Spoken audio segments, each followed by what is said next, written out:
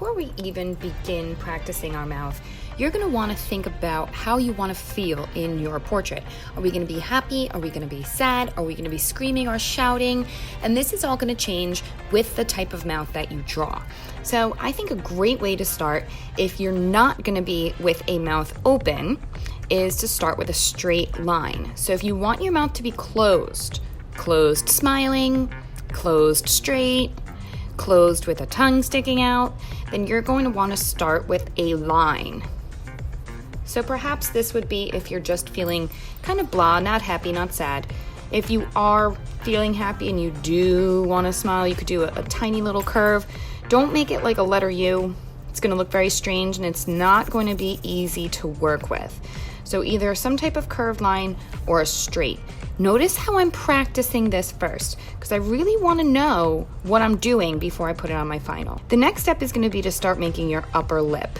Now I'm going to zoom in just a little bit here so you can see, but think about like two hills, I want to say, not two mountains, two hills. So kind of coming out a little bit and down, and then to the other side, kind of out a little bit and down. Of course, I have my eraser handy, so if I don't like what I've done, I can just switch it. I can try again until I get it the way I want it. You kind of just want a little dip in the middle. Check out the mirror. Look at your own lips. You're gonna see what I'm talking about. Now, of course, we need a bottom lip, so what I like to do is just kind of make a line. Kind of want it to be the same, right? You don't want a huge upper lip and then a skinny, tiny bottom one. So you kind of want it to be the same distance away. And then just simply come up to the edge. Simply, this part's hard, right? Oops, I didn't make it to the edge. Erase, try again. Oops, I made it a weird way to the edge. Erase it, try it again. So remember, the difference between an expert and a beginner is that the expert has failed more times than the beginner has even tried. So it took me a few times.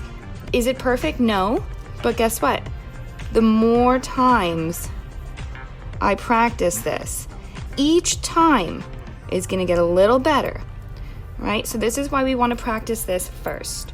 Same thing with a straight mouth, probably a little easier because look at this, you're just doing a little curve to the edge, little curve to the edge, and then of course, same thing, from the bottom up to the side, from the bottom up to the side. If you wanna challenge yourself and do a harder mouth, that would be one that's open. So if you're having a hard time with this, I wouldn't move to something more difficult. I would stick with this for this year, and then next year you can try something a bit more challenging. If you want your mouth to be open, you're either gonna start with some type of football shape or even possibly an oval, right? Something that shows that we are open. That's why a line is good for closed and a shape is great for open. No matter where you start, your lips are done the same way. I'm going to make like a little, sort of like if you were to make birds in a sky, right? I think a lot of times we've done that, kind of thinking like that. Ooh, ooh. And then I'm sure you could guess what we're gonna do. Just go down to the side. Just go down to the side. Now, of course, we need a bottom lip. So I'm gonna do the same thing. I'm gonna start my lip and come up to the side, and start my lip and come up to the side. I've practiced this a bunch of times. That's why it's easier for me to get my lines where I want. After this, you're going to see teeth, right? If your mouth is open, we're gonna see teeth. You don't have 452 teeth.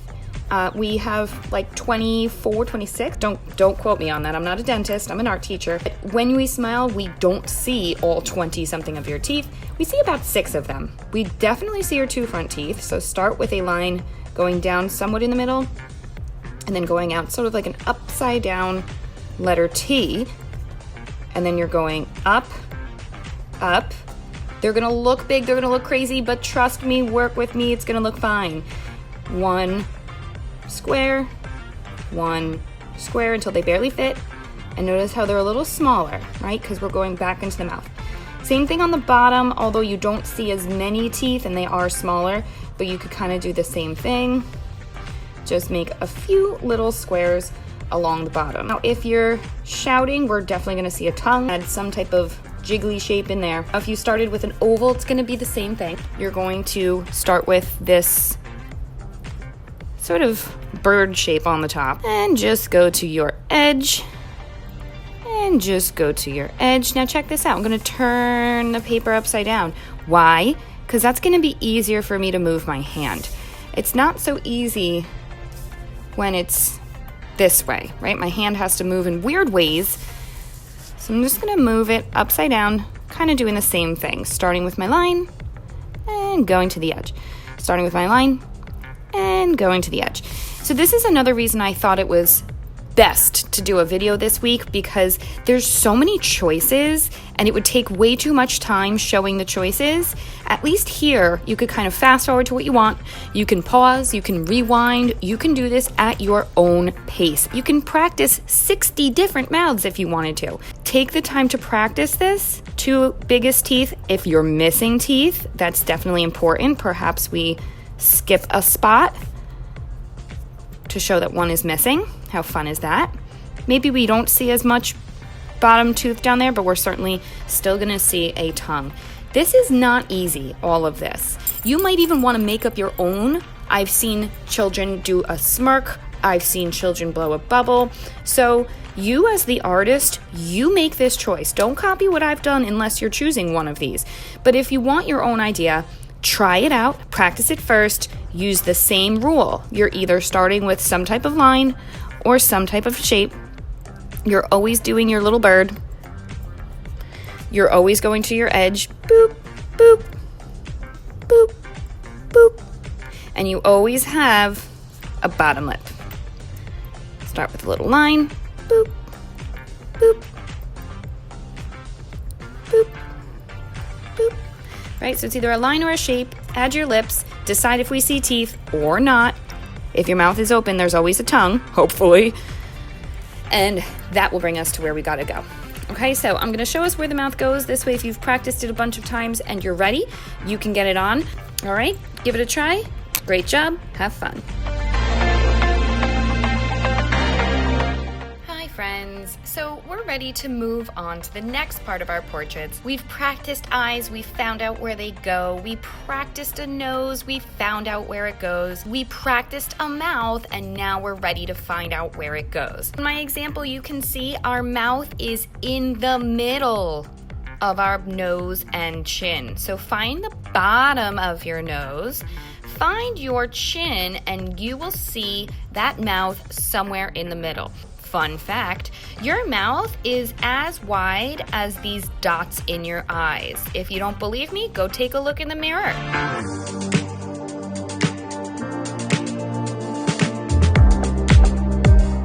You're gonna find the middle of your eye, and the end of your mouth will be there.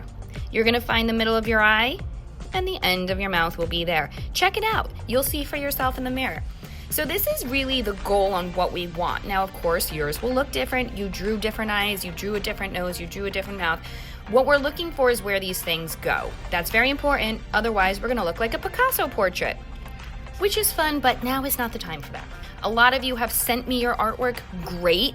That shows me that you really care and you really want the feedback, so I'm here to help you. If you haven't sent me your artwork, it's hard for me to help you. Make sure you're using the instructions that I have posted and you are showing me what your artwork looks like along the way. The number one thing I am seeing is that the line in the middle is actually way too high. So watch what happens when this line, instead of being in the middle, is up too high. Check yours out. You might be one of those people I am talking about, that your eyes are up too high. So that's going to be a problem, because then when you go onto your nose, then your nose will also be in the wrong spot. So I had a few get sent to me that look like this.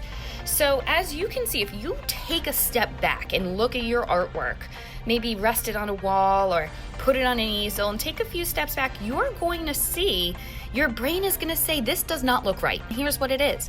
The eyes are too high and the nose is too high.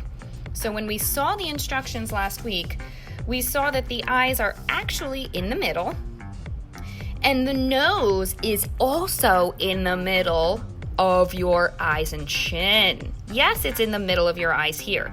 We know that. But we need to know how far down it goes, and that's going to be in the middle of your eyes and chin. We don't need to be perfect. We just don't want to have it all the way up by our forehead. So what I like to do is find my eyes and just head down. Remember, this line should still be here. Just head down on this line. Let's call it a road. Keep driving about halfway down your road. And that's where we're gonna see our nose. So just a refresher here. You could do your little dot. That's where our nose is gonna go. We started with 2 lines. We had our parentheses. We had our U, and we did our zeros. If you do not have this, please back it up to my previous video and check that out. The next step is going to be the mouth. We practiced this last week. That was our assignment for 30 minutes. And now today we're gonna spend 30 minutes and see if we can get it onto the face. So here's where it goes. Halfway between your nose and your chin. So pretend this is a street that you're driving along. You're at your house. Here's where you need to go. You wanna go halfway. Boop, boop, boop, boop, boop. This looks about halfway on my journey. So I can make a little dash, and that's where my mouth is gonna go. Now, who remembers how wide is our mouth supposed to be? Does that look like that is as wide as it should be? Probably not. So remember, we're using the middles of our eyes as kind of a guide, right? If it's only the size of your nose, it's gonna be a little too small. So what I like to do is just kind of use this as my example, right? I'm gonna still start about halfway, but see how that line is a little wider. Now the rest of this shouldn't be too hard. Remember, we have our little bird in the middle, and then we have our curved line at the bottom. Mine is ending up more like a smirk, but I actually like that. It's kind of like happy accident, not a mistake. However, I drew so lightly that I can erase this, and it's not gonna give me a hard time. So I could try again. Line, bird in the sky, to the end, line, to the end, and I have my mouth, maybe a little bit more round. Okay, so that's where the mouth is gonna go. Same thing no matter what mouth you're drawing. If it's a mouth that is open and screaming or shouting, you're still going to be in the middle of your nose and chin. You're still gonna be about as wide as the eyes. You're still going to have lips, and we're still going to have those teeth. So that's really where we're gonna end today. You should have your eyes, nose, and mouth together. If you don't have your eyes and nose done, then do that today and work on your mouth next week. We're gonna take it slow. Once you have something that looks like this, I would love to see a picture of it. Check out my post in classwork, topic, art. It's gonna say how to submit your artwork. Can't wait to see what you've done. Have fun. One more thing that you can feel free to do if you have finished all 3 of these things and you still have time. You can begin to add your neck. Now, be careful, you don't want to have your neck be the wrong size too, because check how silly this could look. If your neck is very skinny, well, you're going to look like you're a lollipop. I don't know, it just looks too weak to hold up a heavy head. Now on the other side, you don't really want your neck to be that big because that just looks way too big.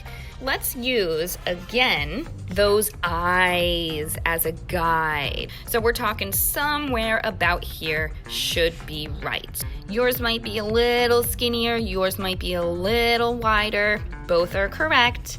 Just don't have it way too skinny or way too big.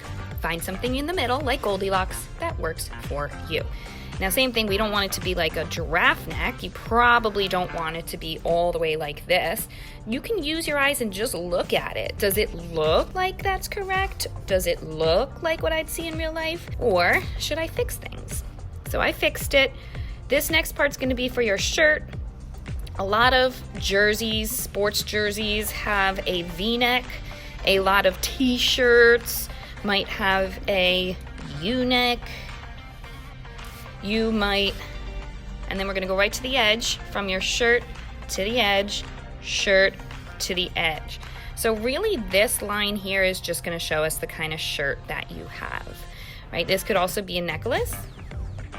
Maybe you have a strappy dress, so you could just do one strap here, one strap there. You could get so creative with this. What we wear also tells us a lot about ourselves. We wear Cardinal shirts every Friday because we have pride in Pompton Lakes. We might wear our favorite sports jerseys because we like that team or play for that team. We might have ballerinas or unicorns on our shirt because those are our favorite things. So this is a really important part of your project also. And we will stop there. Have fun. Don't forget to send me your work so I can help you get it just the way you want it to be. We'll see us next week.